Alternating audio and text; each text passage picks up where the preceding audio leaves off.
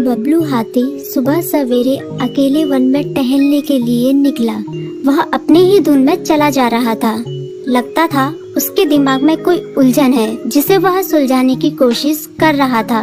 सड़क पर आगे बढ़ते ही उसके सामने चीकू खरगोश भागा। बबलू का पैर उसके ऊपर पड़ने ही वाला था कि चीकू जोर से चिल्लाया। उसकी आवाज सुनकर बबलू ने अपना पैर पीछे खींच लिया। कहाँ खोए हो बबलू भाई? कहीं नहीं, बस कुछ ऐसे ही सोच रहा था। किस बारे में?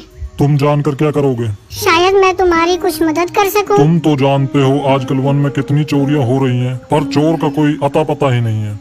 इस बात को लेकर वन के सारे प्राणी चिंतित थे। वे वहाँ खुद को सुरक्षित महसूस नहीं कर रहे थे। अरे चीकू भाई, हम मजबूर हैं। हम चोर को पकड़ ही नहीं पा रहे हैं। वह बहुत चालाक है और अपने काम को बड़ी कुशलता से अंजाम दे रहा है। कहीं कोई सबूत ही नहीं छोड़ रहा। हमारे राजा इस बात को लेकर बहुत चिंतित हैं। यही कारण है कि हम सब इस बारे में सोच रहे हैं। अब तुम मेरी इसमें क्या मदद कर सकते हो? मैं कुछ सोचता हूँ, हो सकता है मुझे कोई उपाय सूझ जाए।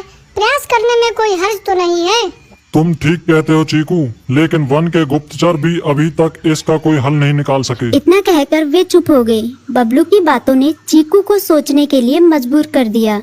चीकू को उदास देखकर बबलू बोला, तुम अपना मन छोटा मत करो। मुझे अच्छा लगा कि तुमने मेरी परेशानी को समझा। कभी मैं भी इस वन के लिए गुप्तचर का काम करता था। एक बार मेरी टांग टूट जाने से मेरे अंदर फुर्ती नहीं रही। तब से मैंने यह काम छोड़ दिया।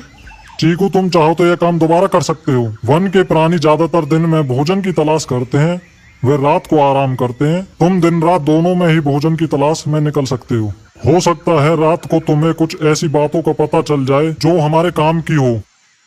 हाँ बबलू, तुम ठीक कहते हो। मैं आज रात को वन में घूमकर इस बात का पता करने की कोशिश करता हूँ। थोड़ी देर बातें करके चीकू अपने बिल की ओर बढ़ गया और बबलू अपने रास्ते चला गया। चीकू के दिमाग में अभी तक बबलू की कई बातें घूम रही थी। उसे समझ नहीं आ रहा था वह बबलू की मदद कैसे करे। दिन भर वह उसी उधेड़-बुन में लगा रहा।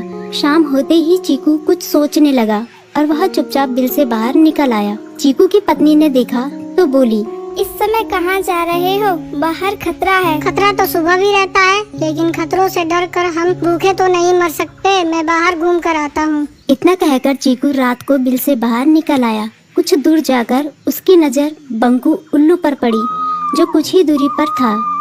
वह पेड़ की डाल पर बैठा अपनी गर्दन चारों तरफ घुमा रहा था। वह तेजी से पेड़ की एक डाल से दूसरी डाल पर उड़ रहा था। बंकू की नजर उस पर नहीं पड़ी थी।